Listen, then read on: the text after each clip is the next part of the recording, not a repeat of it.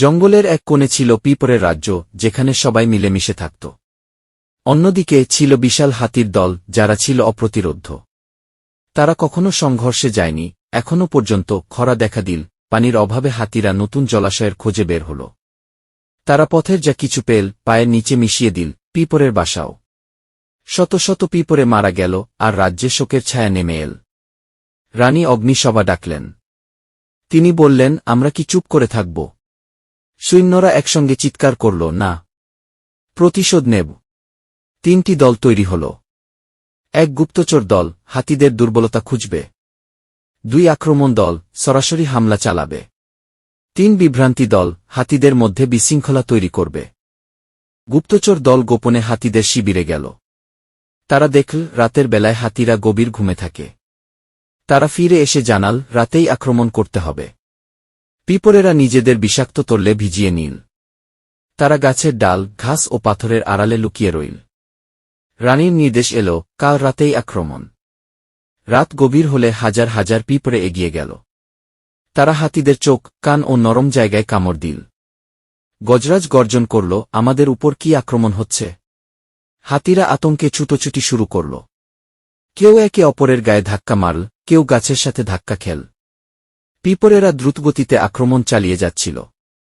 পিঁপড়েরা এমনভাবে আক্রমণ করল, যাতে হাতিরা মনে করল তাদের নিজেদের দলই শত্রু। এক হাতি চেঁচিয়ে উঠল, আমাদের কেউ বিশ্বাসঘাতকতা করছে। গজরাজ অন্ধের মতো দৌড়াতে গিয়ে কাদার গর্তে পড়ে গেল। তার শরীর ধীরে ধীরে আটকে যাচ্ছিল।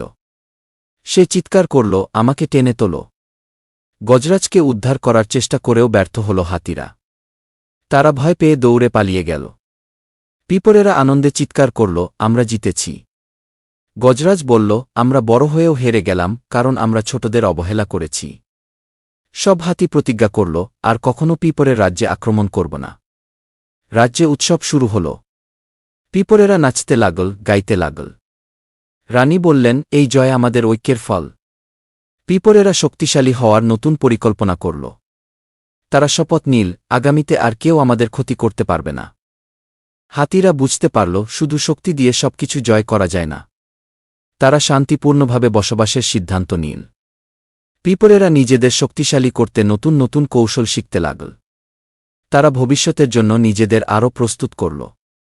পিঁপড়েরা শিখল, ছোট হলেও এক থাকলে সবকিছু সম্ভব। তারা তাদের ভবিষ্যৎ প্রজন্মকে এই শিক্ষা দিতে লাগল।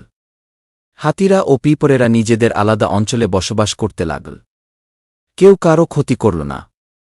এই যুদ্ধের গল্প পিঁপড়েদের ইতিহাসে লেখা হল।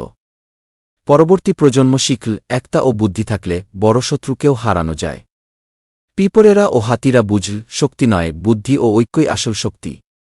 এই শিক্ষা ভবিষ্যতের জন্য তাদের পথ দেখাবে।